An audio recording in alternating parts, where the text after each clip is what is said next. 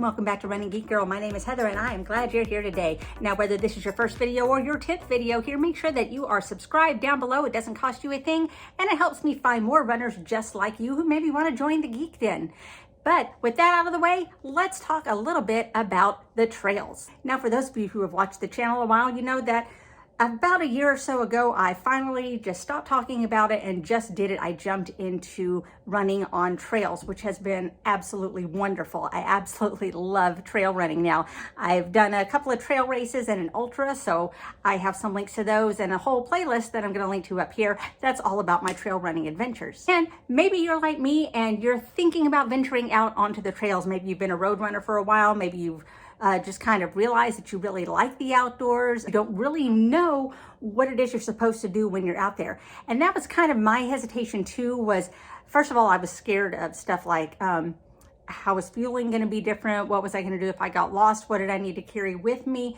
And a lot of that just really worked itself out as I looked more about it. A lot of what helped allay my fears was reading the book Trailhead, and I'm going to have a link up here where I did a review of that book. It has a lot of wonderful information if you are a beginning trail runner. But we're going to talk today about some of the kind of unwritten rules of the trail, more or less trail etiquette, how you're supposed to conduct yourself when you're out there. What are some things that you are supposed to do while you're trail running that maybe a lot of people will not tell you about when you're first starting? The first thing that I want to talk about is traveling quietly. This doesn't mean that you're not allowed to talk or anything while you are out there. It just means don't go blasting music on portable speakers or anything like that. There are other people that are usually trying to use that trail system, use the woods, and we need to be mindful and respectful of them. Maybe they are trying to enjoy the sounds of nature and we don't really want to interrupt that. So just as a courtesy to those around you, try and keep things quiet. Don't blast music or anything. Like I said, talking is fine. Singing is even fine if you want to do that within reason, but try not to bring in any huge outside noises. The second one, and this is a huge one, is pack it in, pack it out.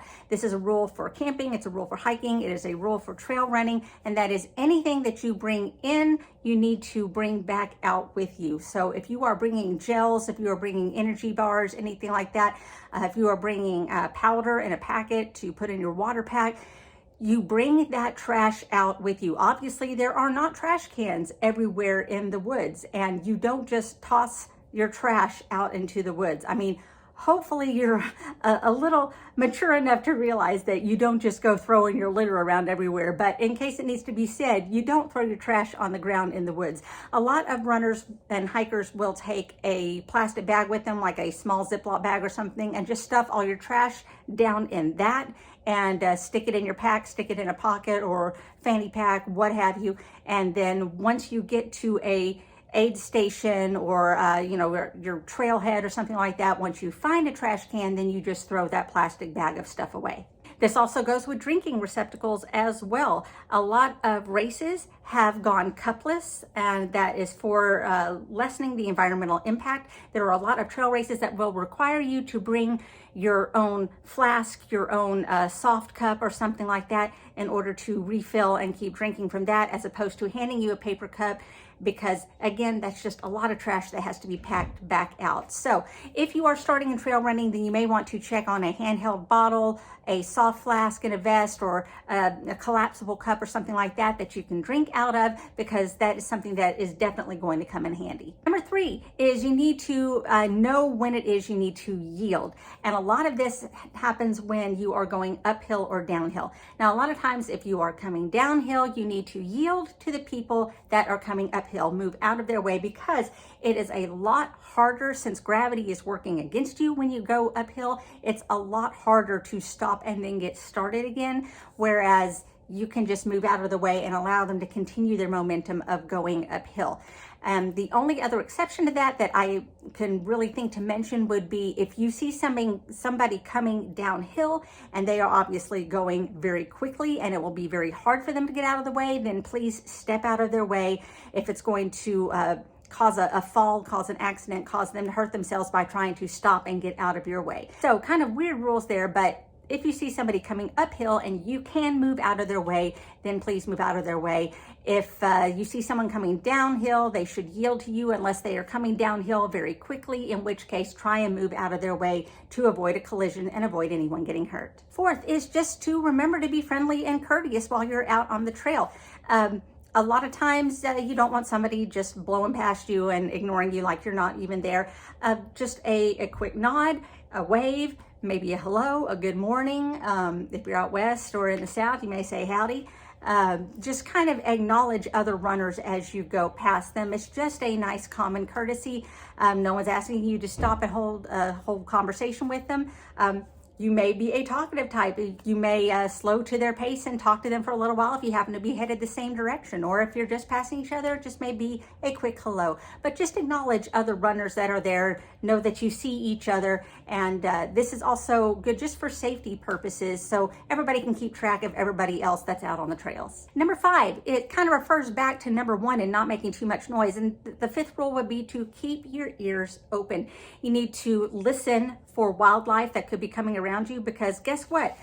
Wildlife doesn't care if you're a hiker or you're a runner. They're not going to get out of your way. So I can't tell you how many times I've had snakes run across my path, deer, armadillo, raccoons, many squirrels and rabbits. And sometimes even more dangerous stuff could be out there. Thank goodness I have not run into anything more dangerous, but I have heard of runners running across, bears in their paths, or mountain lions, things like that, just depending on where you're running. So it's very important that you keep your ears open so that you can hear what is going on around you and hear things that you need to be alerted to. That also includes other people. For example, other hikers or runners that are coming up behind you, or mountain bikers that could be coming up behind you.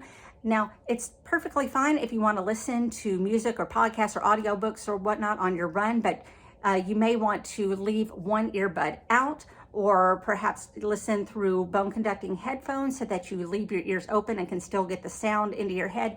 But anything that you can do in order to stay alert to what is going on around you. Also, this is another one that kind of goes without saying. If you do hear a mountain bike coming up behind you, they have the right of way. So please try and get out of their way as quickly as you can. A lot of times you can hear them coming, and sometimes they're coming up behind you. A lot of times the cyclist will give you some sort of a verbal warning that they're coming up behind you. So just make sure that you get out of their way, because they move a lot more quickly than you do. So scooch over. Our next rule is about knowing when to pass. Typically in the United States, we pass on the left-hand side of the path. And a lot of times when you are running on trails, these are single track trails, so that you would have to walk single file. They're not really big enough for people to walk side by side, and so it can be difficult to pass each other. So if you hear someone behind you saying on your left, then please move to the right as far as you can in order to let them move past you as quickly and easily as they can, because obviously they are having a good day, they are making great time, and you don't want to hold them up any further. So if you just move to the right, then that avoids a lot of problems. Like I said, this is particularly in the United States where we pass on the left. In other countries, I'm not so sure, because in the US, when we are overtaking on a highway, then we will move to the left and then drive in the right-hand lane. So I'm not sure exactly how that works in countries where you drive on the other side of the road. So if you live in another country and you know the answer to that, then let me know down below, because I'm curious. Our next rule is to please stay on the established trails. The trails are where they are for a reason, just because they're safer there. And a lot of times you are trying to protect a lot of your forest area. And so if you are just cutting around wherever you want, then you are trashing animals' habitats. You are causing a lot of problems. Just stick to the trail, because don't want you to get lost either, which is another thing that could happen if you wander off those trails. Now, it's okay to wander for a few feet out of the way if you are going to maybe make a pit stop, make a bathroom break there, but get back onto the established trail as soon as you finish. Kind of related to that is don't cut the switchbacks. If you're not familiar with trail lingo, switchbacks are kind of these zigzaggy areas that can go up and down a hill so that you're not running directly up or directly down. You're weaving side to side as you are gaining or losing elevation. You don't want to cut across those. I know this is typically a rule in a lot of American races. You can be disqualified for that. It's considered cheating. You just need to stick to the actual marked trail. Even though it is faster to cut through those switchbacks, even though you may feel that it's easier for you to take the elevation that way as opposed to zigzagging back and forth, do not go off established trails. Again, you can get you disqualified. It counts as cheating. Just stick to where you're supposed to go. As far as running in a group when you're in a trail, if you are not running solo, if you're running with a group of people, or if you are part of a race and maybe you become part of a pack within that race, there are a couple of things that you need to keep in mind. And number one is that you always yield to the faster runners. Like I mentioned earlier, if you hear someone coming up behind you saying to your left, please get out of their way. Do not try and hold them up. The faster runners need to go first. And also be aware, especially if it is an out and back, of faster runners that are coming back your way. I've been in that situation before. You need to always make sure that you are watching for those faster runners coming back. Move out of their way, let them pass, and then you can continue on your way. Also, like I mentioned earlier, those trails are usually going to be single track trails. You cannot run side by side. There's just not enough room. And especially if you have someone that comes along and suddenly they need to pass and they are blocked by a wall of people. So try and stay single file as much as possible and make sure that you're moving out of the way of people that are going more quickly. And finally, make sure that you have enough on you fuel-wise that you are prepared for the distance that you are taking on. However long you are planning on going, make sure that you have brought enough fuel, enough hydration, enough supplies in order to get you safely back to the trailhead. So please don't be that guy that has to call for a rescue because you forgot to bring all of your gels and stuff with you. Make sure that you check and double check that you have enough to last and not have to rely on a search party to come and help you out of a jam. So those are just some of the rules of etiquette when you are looking at running on trails or doing races on trails.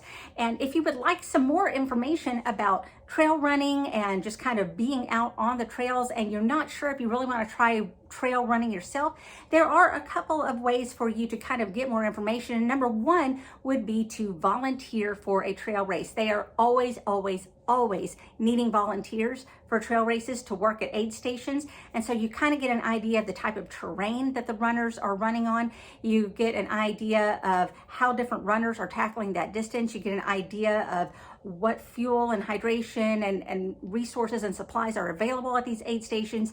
You can see how different medical emergencies are handled. You get to see just kind of everything that goes on during a trail race without running the race yourself. So it's a great way to really get involved and get really informed about trail racing without having to run it yourself.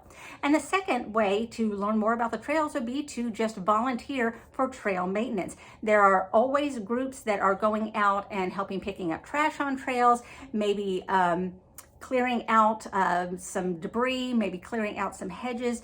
If there is flooding and things like that, then a lot of times there's a lot of repair that needs to be made to the trails, and they always really need people to kind of go out and help volunteer for that. And again, this gives you a great idea of the trail systems that are available, how long they are, what type of terrain they're on. So it really gives you an insider's view of what the trails are like before you go and try and run and hike them on your own. So there you go. I hope you found that this was useful. What other trail etiquette would you mention? Why don't you let me know down in the comments below? Have you tried trail running? Is this kind of part of your routine as well? Maybe you're thinking about it and you're not sure and you want to ask some trail runners, then make sure and you drop those down in the comments below, and we'll have all of our trail runners jump in and give you advice and information just as you are looking for it. So make sure that you are subscribed to the channel so that you don't miss any of the running content that I have coming out all the time. You can also follow me on social media. All the links are down in the description. You can find me across all platforms under the name Running Geek Girl. Thanks so much for being here. I'm so glad that you could join me. Remember to laugh hard, run fast, and be kind. See you guys later.